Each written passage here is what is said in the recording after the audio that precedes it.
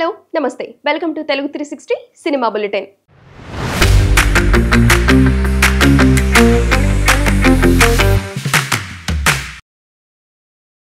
August 22న megastar Chiranjeevi పుట్టినరోజు సందర్భంగా అభిమానులకు డబుల్ ట్రీట్ రాబోతుంది.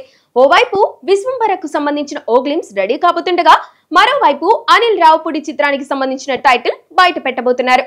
టైటిల్ రివీలింగ్ టీజర్ కూడా వెరైటీగా డిజైన్ చేసినట్టు సమాచారం అందుతుంది. విశ్వంబరకు సంబంధించిన ఓ టీజర్ ఇదివరకే వచ్చింది. ఆ టీజర్ లో విజువల్ ఎఫెక్ట్స్ పై పెదవి విరిచారంతా. అయితే ఈసారి వచ్చే టీజర్ లో విఎఫ్ఎక్స్ షాట్స్ అబ్బురపరిచేలా ఉండబోతున్నాయని తెలుస్తుంది. అనిల్ రావుపూడి సినిమాకు సంబంధించిన టైటిల్ పై కూడా ఆసక్తికరమైన చర్చ నడుస్తుంది.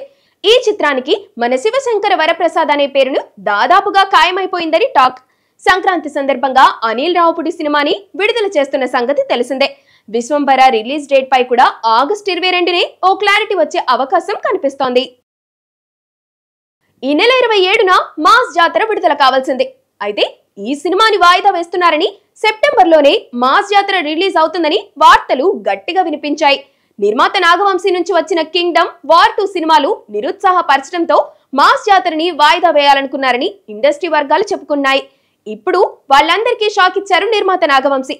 ఈ సినిమాని ముందు చెప్పినట్టే ఆగస్టు 27న విడుదల చేస్తున్నట్టు నాగవంశీ బయ్యర్లకు క్లారిటీ ఇచ్చేశారని తెలుస్తోంది.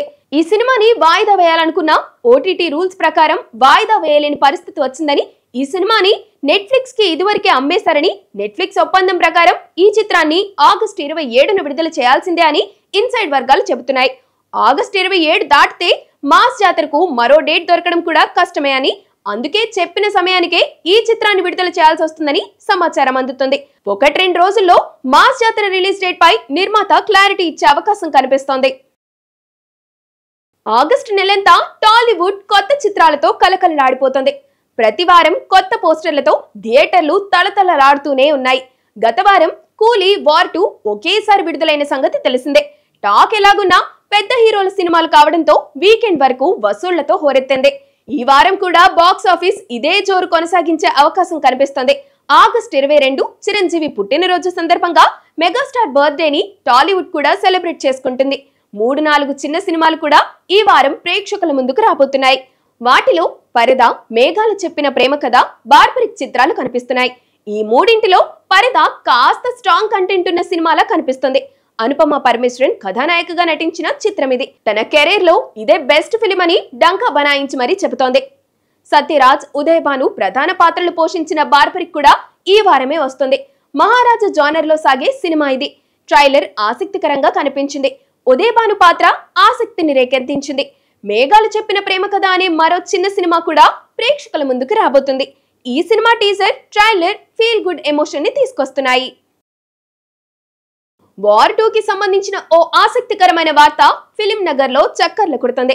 ఈ సినిమాలో ఎన్టీఆర్ పాత్ర స్క్రిప్ట్ లో అనుకున్నట్టుగా లేదని, చివర్లో కావాలని మార్చారని సోషల్ మీడియాలో కథనాలు గట్టిగా వినిపిస్తున్నాయి.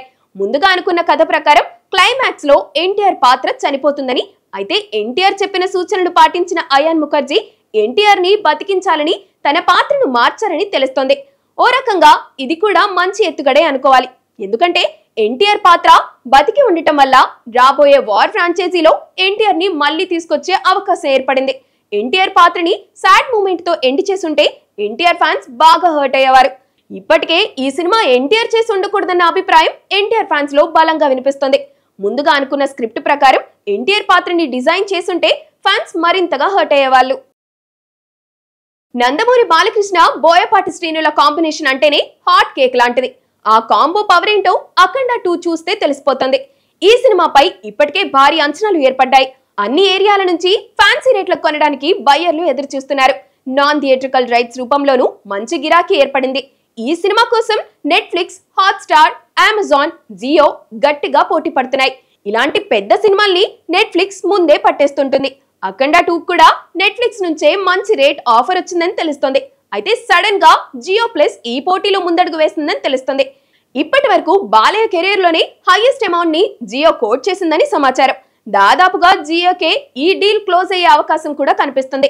సినిమాల్ని కొనడానికి ఓటీటీలు ముందుకు రాని పరిస్థితుల్లో ఓ సినిమా కోసం ఇన్ని ఓటీటీ సంస్థలు పోటీ పడుతున్నాయంటే అఖండ 2కి ఉన్న మైలేజ్ ఏంటో అర్థం చేసుకోవచ్చు. త్వరలోనే అఖండ 2 ఓటీటీ డీల్ క్లోజ్ అయ్యే ఛాన్స్ ఉంది.